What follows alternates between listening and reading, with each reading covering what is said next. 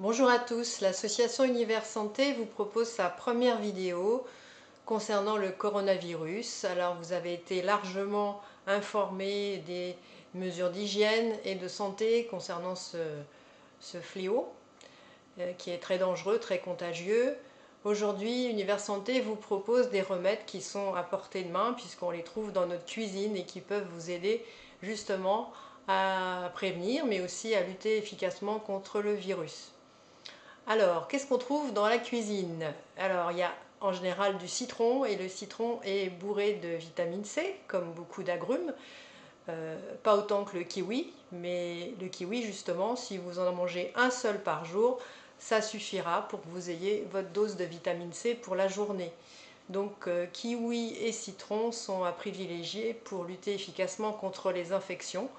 Euh, donc le citron c'est intéressant parce qu'on peut l'utiliser de plein de façons, hein. Donc on peut le mettre dans la cuisine, dans les plats, soit avec le zeste, soit avec du jus de citron, sur du poisson, mais on peut aussi le mettre dans un verre d'eau ou on peut le mettre dans des tisanes. Donc vous avez le choix concernant le citron. N'oubliez pas votre kiwi parce que là c'est quand même l'idéal de manger un kiwi par jour. À côté de ça, vous avez certainement du thym. Ça peut être en tisane ou ça peut être en herbe aromatique pour la cuisine. Et le thym, c'est un grand antiseptique qui agit beaucoup sur la sphère ORL et qui donc va lutter contre les angines, la toux, tout ce qui est maladie respiratoire et justement dans le cadre du coronavirus. Vous avez le romarin aussi qui est un antitussif et qui est assez tonique, enfin qui apporte de l'énergie également, que vous pouvez trouver dans vos herbes pour agrémenter la cuisine également. Alors une chose à laquelle on ne pense pas toujours, l'ail cru, parce que sinon cuit il perd de ses vertus. L'ail c'est un antiviral également qui a beaucoup de propriétés, donc entre autres de lutter contre les virus. Donc on sait que en gros, une gousse d'ail dans chaque repas, par exemple, ça pourrait être une bonne dose. C'est vrai que ça donne mauvaise haleine, mais ça vaut le coup de l'utiliser parce que voilà, tout ce qu'on peut prendre qui peut nous aider à lutter contre la maladie est bon à prendre. Dans les autres choses qu'on va trouver dans notre cuisine éventuellement, c'est le miel qui est un antiseptique aussi et qui donc a plein mal de vertus comme tous les produits de l'abeille. On sait que c'est un antimicrobien, qu'il apaise la toux et qu'il est aussi anti-fatigue. Donc c'est un aliment très intéressant également. Vous avez aussi, on y pense peut-être moins, la cannelle, parce que la cannelle, c'est également quelque chose qui stimule le système immunitaire, hein, comme le miel, mais aussi comme le gingembre, hein, et la cannelle est aussi un antibactérien.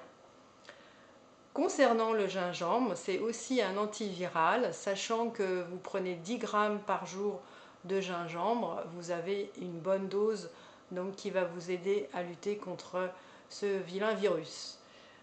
Les clous de girofle sont aussi également antibactériens et antitussifs par rapport à ce qui est viral également. Voilà, ça fait quand même beaucoup de choses que vous pouvez trouver dans votre cuisine et aller, quand vous irez faire vos courses, en acheter en complément si besoin. Et puis vous pouvez en prendre à volonté puisqu'il n'y a pas vraiment de limite. Donc plusieurs fois par jour, évidemment, c'est conseillé. Sachez également que les personnes qui ont des maladies particulières avec des médicaments qui correspondent à ces maladies, il faut toujours vérifier donc s'il n'y a pas des contre-indications avec certains aliments justement qui peuvent être par exemple sur la coagulation du sang. Il faut éviter par exemple le gingembre, entre autres choses. Maintenant, je vais vous donner quelques petites astuces ou solutions comment utiliser tous ces produits dont je vous ai parlé. Alors, je vous propose de faire justement une chose que j'ai essayée, qui n'est pas mauvaise du tout, enfin à mon goût, c'est de prendre une tasse d'eau bouillante et puis vous y ajoutez une cuillère à café bombée de cannelle et puis un jus de citron aussi, enfin un jus de citron ou un demi à votre goût. Vous pouvez ajouter une cuillère à café de miel et puis une demi-cuillerée à café de gingembre en poudre. Voilà, vous laissez infuser tout ça 5 minutes et puis vous buvez. Donc vous pouvez prendre ça plusieurs fois par jour, 2 ou 3 fois par jour par exemple. Si vous n'avez pas tout ça, vous pouvez prendre une partie de ces ingrédients, ça sera toujours aussi bon pour vous.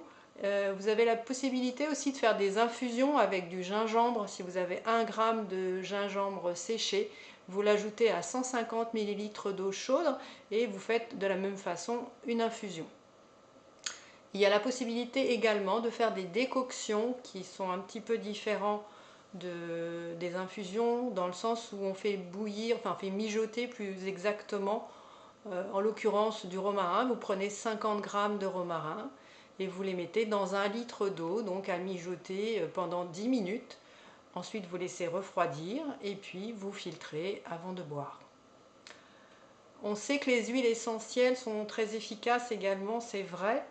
Je ne vais pas vous donner de choses suffisamment précises, je ne suis pas une professionnelle de ces huiles essentielles, mais sachez qu'en tout cas en les utilisant, il faut faire attention à l'usage interne ou externe, qu'il faut bien différencier. Certaines huiles essentielles ne sont pas à utiliser en interne, et donc les quantités sont à respecter parce que ça peut très vite devenir toxique.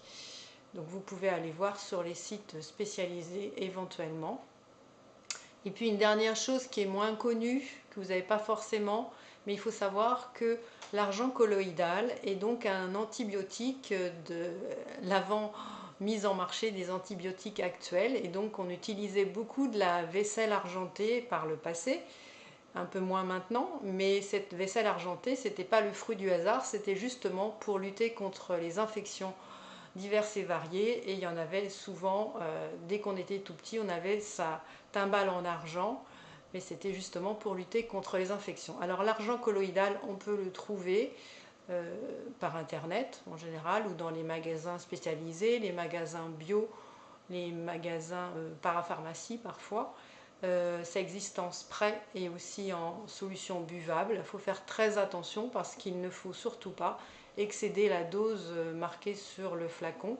Et donc cet argent, c'est une solution colloïdale, c'est une solution qui est en suspension dans un liquide que vous buvez, donc vous laissez dans la bouche un certain temps pour se mélanger avec la salive, et vous pouvez prendre ça 2 à 3 fois par jour.